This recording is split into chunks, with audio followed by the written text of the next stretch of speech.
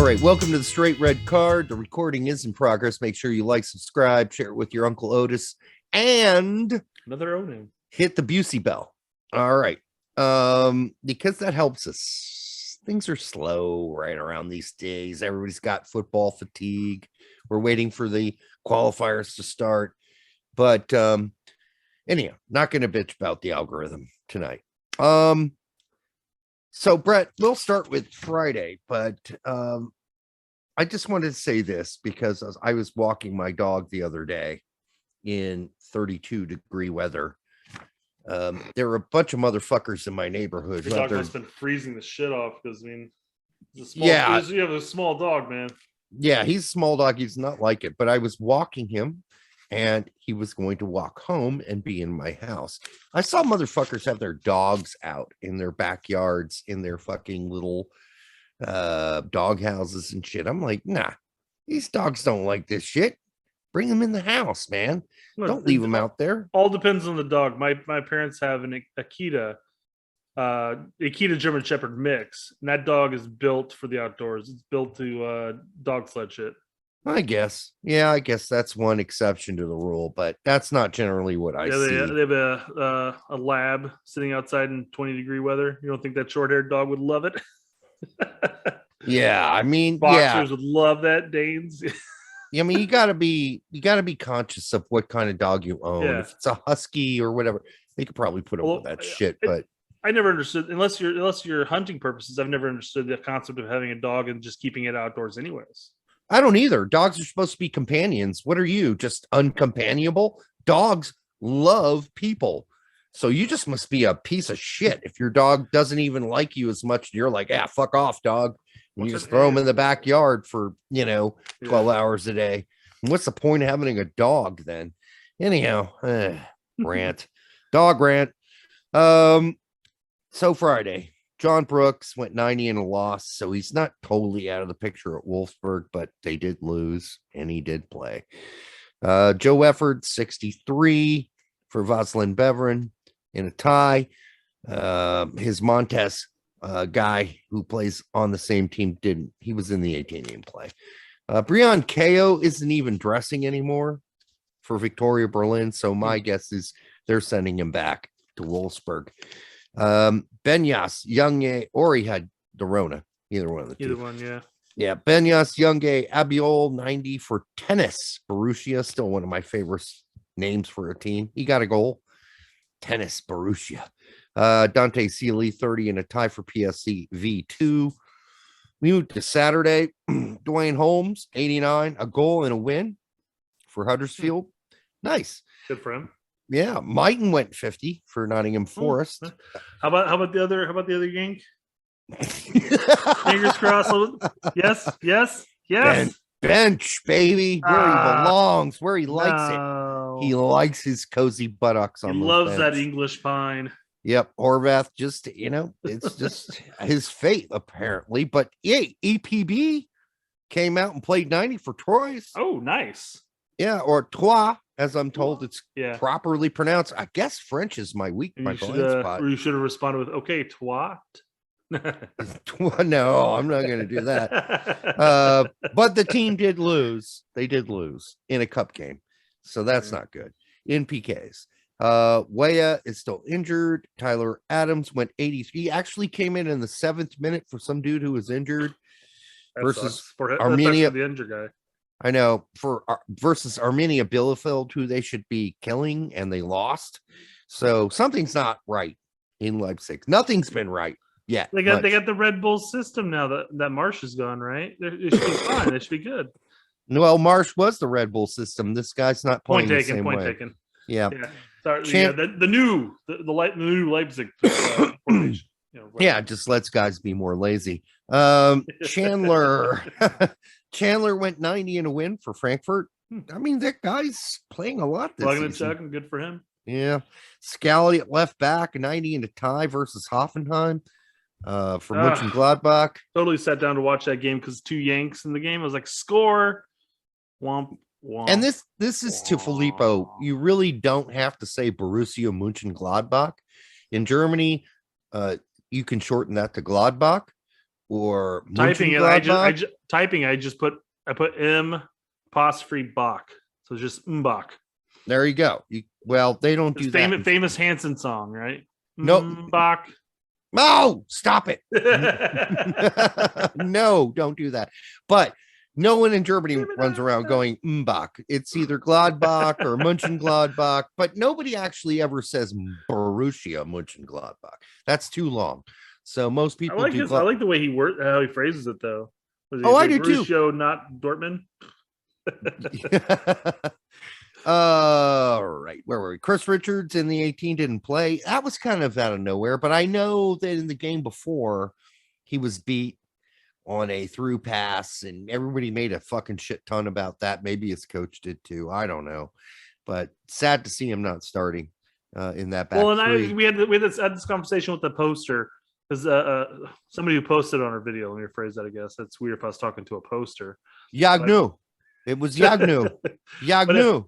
But yeah, he had mentioned, he's like, yeah, he got beat on this one. It looks like he got beat on this one. I'm like, going back through and pausing it, trying to do in every frame a second, or every frame of pause, it looked like when he was coming back into the box, he had a choice between covering the guy who was crashing in the center or marking his man out wide. And he tried to almost do like both, but then he just kind of got out of position in that sense. And I don't know. Enough about it if that would have been the better decision to try to play like almost like a zone and hope for not a great cross, but you kind of bit him. And if that's what benched him, I'd be shocked. Yeah, I'm hoping that's not the case. Maybe giving him a rest or something. I don't know. Yeah, I mean, I'm playing a lot. Not a lot, but enough. A lot of yeah. Timothy Tillman 70 in a tie for Firth. A tie for Firth. Wow. They had a win and a draw? Really? Green didn't play. He was in the 18. Only 2 results of the season so far, and he didn't play in either of them? So people are talking about Julian Green as an attacking midfielder being considered. Need to now start talking about Timothy Tillman because he took his ass. He took his job. For the games I watched of Green playing for them, he always seemed to be playing more of a wide role anyways, like a wide central midfielder, if you will. He's done a lot of both. Yeah. I mean, he started off more of a CAM, and now they've kind of changed the formation, so he doesn't really fit as much. So, we'll see what happens. Gio Reyna still injured. McKennie, 72 in a win for Juventus. And I thought he played pretty well. I don't know if you got a chance to watch it. He looked good. He was the motor they need. They don't have any other motors. Everybody else is not. No one else is a motor. He's a motor, and he covers up for a lot of other people's laziness. And well, we talk about this a lot off air, and we've talked about it on air as well sometimes. But a lot of what he brings to the team is not necessarily even. So a lot of what he brings to the team is where he will immediately pressure the ball or the player after a dispossession. And I don't know if it's just the quick abruptness that causes the opposition to force a pass or make a bad pass. But then Juve usually capitalizes and recovers the ball. So it's as a stat you never see, because what would you call that? And how do you account for that? So that's a lot of what he does. He is a motor in the midfield, not just getting up and down the field, but also just forcing errors. Yeah, he is. I mean, like I said, I just describe it as he's the motor. Yeah. Like he's everywhere.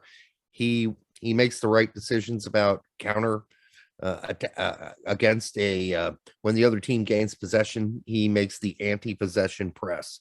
So, and it often leads to the ball ending up back with Juventus. So, Ian Harks he's injured or he's got the Rona. Miazga's got the Rona. Wingo is injured for Ferrovicaris. Dest did not dress, so he's either he was not on the injury list either, so he must have the Rona, or they're just like, fuck it, let's get ready to sell this guy. To January. Yep. You know what? I didn't put down what Luca De La Torre, Keith Perry, or Chris Durkin did. I did. No research there.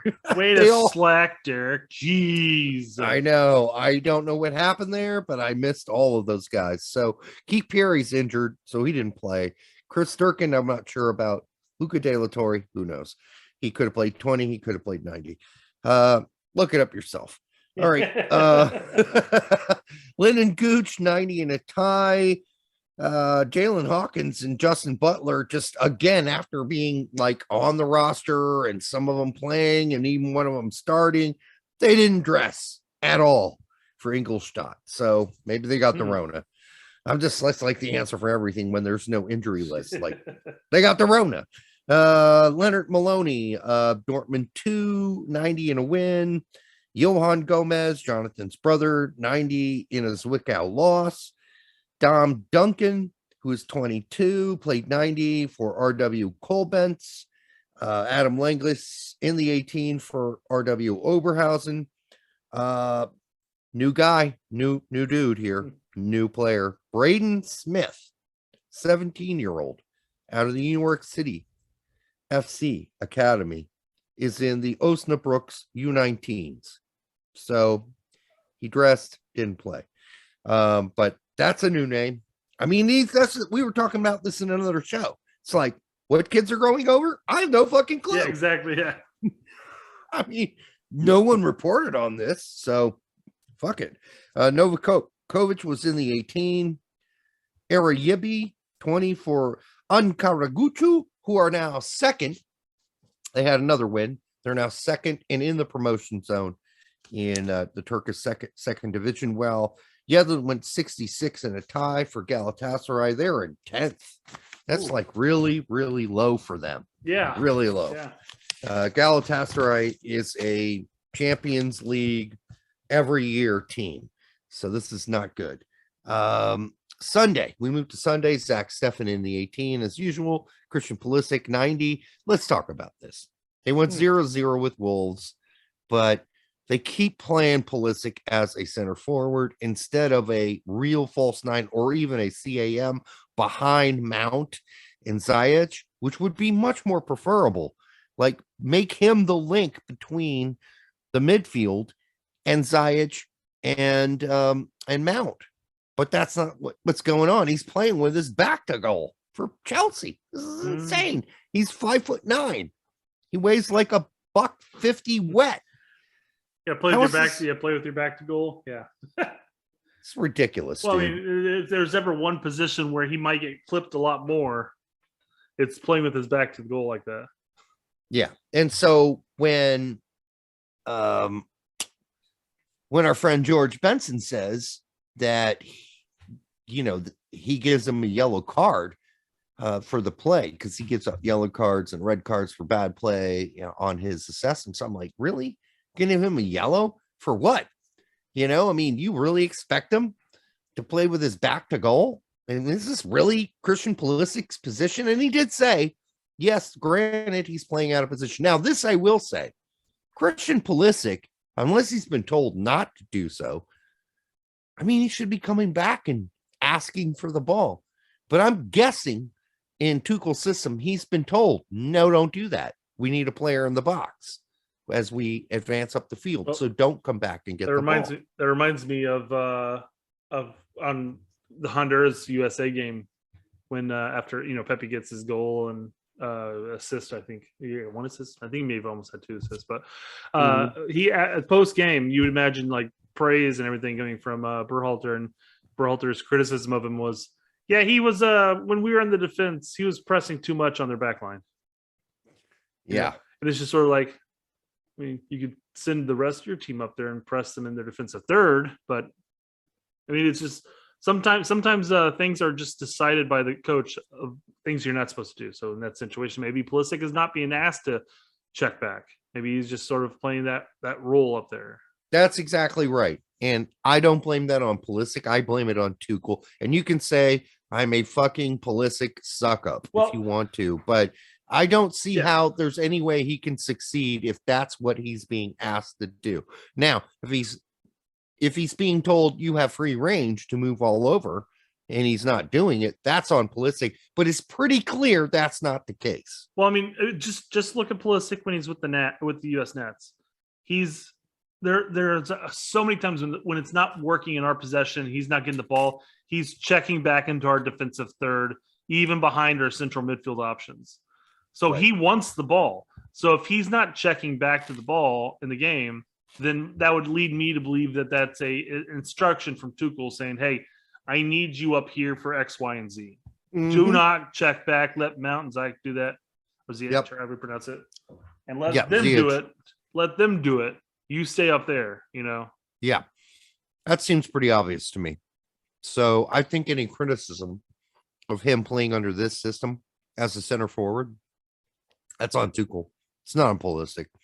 I mean, I'd even move Mount into the center forward position before I'd move Pulisic into that. I'd switch them. I put Pulisic out left and put Mount in the middle. And if you're going to stick to that system, because I think Mount, that's what he plays. That's more or less the position he plays with England, doesn't he? That central role. No, I'm talking as a center forward, not as a CAM. I'm just saying though, like at that point, why not just have your wingers or your top two and have play with more or less a 10 and not really play with a target man? Why not just look to split the seams, I mean, if you're going to play 3 in the back and 4 in the middle, why not just go 3-4-1-2 and have a left forward, right forward, and have Pulisic play as the linking guy, but between the forwards and the midfield. Makes much more sense to me, but hey, I'm not goddamn the God's gift of the world. Isn't that everybody's argument when you start critiquing somebody like, well, he's a coach for a big team. Who do you coach? And like, does that mean he's infallible? He can't make a mistake? You can't criticize him? Yeah. Shit, I'm not even talking about Tuchel in this situation. We get a lot of this with talk about Berhalter. I mean, well, he coached in Sweden and he's MLS coach and now he's the national team coach. What do you do? I'm like, I have eyeballs and I can see. Dude, some of the best architects I know don't have an architect's license and work at architect firms and build all the buildings, and all the guys that are the architects do is sign off on it because they have an architect's they shake hands, clip ribbons, and kiss babies, right? Well, it's because the architects got their degree and they took the fucking courses and paid all the money to get affirmed as architects, but their designers are the geniuses. So whatever. I'm sorry. I'm not buying this thing that like there are a lot of people out in the world and they're all idiots and only Thomas Tuchel is fucking a genius. No. He's fucking a genius? Good for him. Is a fucking genius. Okay. I'm sure he's fucking himself. So I guess to himself, he's fucking a genius. I'm sure he jacks off. All right. Probably inappropriate. I appreciate you spelling that out for all of us.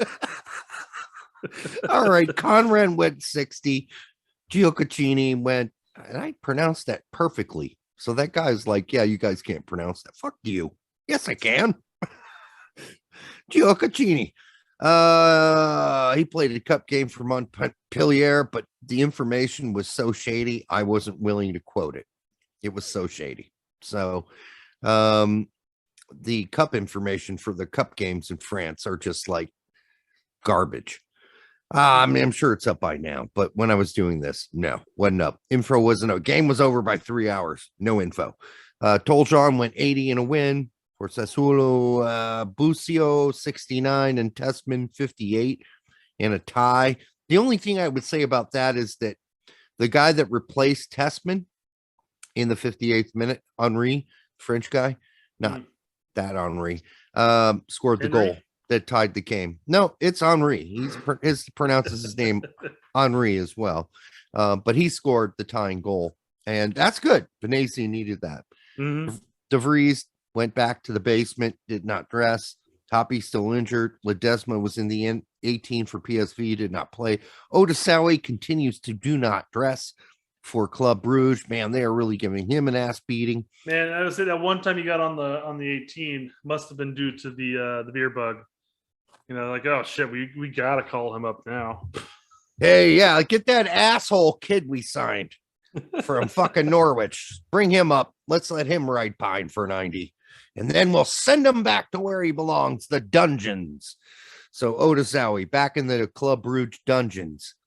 McKenzie, 90 in a tie versus Sam Vines Antwerp. And Sam Vines didn't play, which is weird. He started every game since he's got off the plane. Well, minus his injury weeks. I mean, he might have had a case of like, toe herpes or I don't know, whatever. I mean, there could have been like a case of anal chlamydia. Yeah, he had a case of the gonorrhea. In a case of twisted ankles, they told him we're not going to take it. Yeah, he was in the 18. He didn't play. Either way, any way you cross it, he didn't play. I don't know why I found that so much fun. Marcel Costley, 90 in a loss for Mannheim. Joaquim Hernandez, 20 for Atlante in the second division in Mexico. Reggie Cannon, 90 in a win, playing right center back again in a 3-4-2-1. Is this a trend? I mean, it seems to be. It's 2 games in a row, 2 great results. Him playing right center back. So, I mean, he's not a small guy. He's not like short. So he could play right center back if he has to. Working. Alex Mendez. I know he was on the bench for Vizela, but I'm not sure if he played or not. If he did, let us know. I lost interest in following that game because he wasn't playing. So I was like, fuck it. Sebastian Soto, though, was in the 18 for Porto 2. At least he's back in the 18, but he didn't play a single second for Porto 2. This is looking really bad for Soto. Shashua, 66 for Tenerife in a win. Moore was in the 18, did not play. Ciabato with big old slapping on the double deuce for us. 4 goals for young boys against Lugano, who was in right behind them on the table. So that's a big game for them. And they got the win. Tyler Boyd, 74 in a win for Sivaspor. They are almost out of relegation. Wow. Because they were bottom of the bucket. And now they're working. Yedlin will take his place soon. They're working. They're working the way out, Tyler Boyd. But I have to say, Tyler Boyd is infinitely, he is way in the distance right now for the U.S. men's national team. Way in the distance. He got some playing time yesterday. Yeah, I'm sure he did. Oh, have you seen the Chevrolet commercial that makes you cry? They kick you in the balls? No, it's this guy, old dude, and he goes to his old barn, and there's an old car in it. He's got a picture of his wife who's probably passed away, and he starts kind of trembling and crying. And he looks at the car, and it's all old and dusty. It doesn't work anymore, and he's getting really sad because that's the car he and his wife probably met in or whatever. It's an old car. You're like, damn, this commercial's depressing. And then his daughter, who is nearby, apparently outside of the home, is like, doesn't have binoculars, but can clearly see what is happening inside this barn. Decides she's going to fix up her old dad's car for Christmas. And, so she gets together with some folks in the community, and they all decide to come together, and I'm sure she's paying him some money. She must be. And while he's off to work or wherever he goes to jack off, they take the car and they fix it, and they put it back in the garage, and it's like brand new and it works. So this guy comes out from jerking it. He opens his garage doors, and there's a fucking brand new, his car's totally restored. And he starts sobbing. He gets in the car and he turns the key and it starts. Now he's really fucking trying to hold it together. He's like, oh my fucking God. And then he drives up to the house, and there's the daughter. And the daughter says, Merry Christmas, Dad. And the car hits him, right? I think the funny take on that would have been like, they take this old beater, and they take it, they go to repair it, and they bring it back. And the old man goes out there, and he opens the door, and he goes, "What the fuck?" And they're like, "What's wrong?" I'm like, "It's a Ford Taurus." And they're like, "Yeah." I'm like, I had a fucking Beamer. I mean, listen, I get the idea of this story and why it's supposed to be like, pulling at your heartstrings. But, in the world we live in right now, where hundreds of thousands of people are losing their jobs because of this Rona, and there's so much struggle going on, like that's sort of like a wish list thing. Like, oh, I really wish I could fix up the car that me and my wife used to drive in back in the 50s, and now she's dead. And like, okay, so now someone has the resources to fix up the car. Excellent.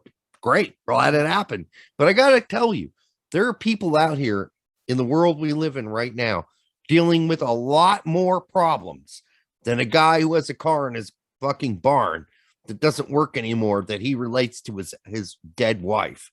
Like, that's, I get it. I understand it. I can empathize with the loss there. But it is a commercial, and the commercial is pushing some really sentimental bullshit that really I just can't get on board with at this point. There are lots of people out in the world suffering way worse than this guy who has enough money to have a house and a barn with an old car in it. And I'm just sick of these commercials. I'm just sick of them. Like all this fucking look how much we're doing for you. No, you're not doing shit for us. Quit fucking lying. All right. Like, quit fucking saying you're doing this and that and that. That's great. I'm glad you're fucking promoting your company by saying all the shit you're jerking right now. But you're jerking. I'm not seeing the solutions from your jerking. So I don't know, Brett. I don't know. I'm done with commercials right now. All right, rant for the end of the night. Until the next time, make sure you like, subscribe. Brett, do you have anything to add to that? Or I'm just going alone here. I honestly don't believe that old guy could be jerking it. So, well, it was a wasn't like a symbol, wasn't real. He wasn't really jerking. Metaphorically, metaphoric jerk. Right, exactly. Make sure you like, subscribe, share it with Uncle Otis. We already told you, got an Uncle Otis, you got to share it with him, and hit the Gary Busey bell. The Gary Busey bell will let you know when our shows come out. I know it's slow season, folks, but hey, January's right around the corner. We might have another show before Christmas. I don't know if we are or not, Brett. Are we gonna have more shows before Christmas? No, we're not. This is it. This is segment 3. That's going to be coming out on the 22nd, right? That's pretty much done through Christmas. And then we'll be back and we'll be on Filippo's show to do the Filippo Awards show, where he's going to give out awards and we're going to help him figure out who should win those awards. So we will be on Tactical Manager. Check us out there. Until the next time on the Straight Red Card, hold that, baby.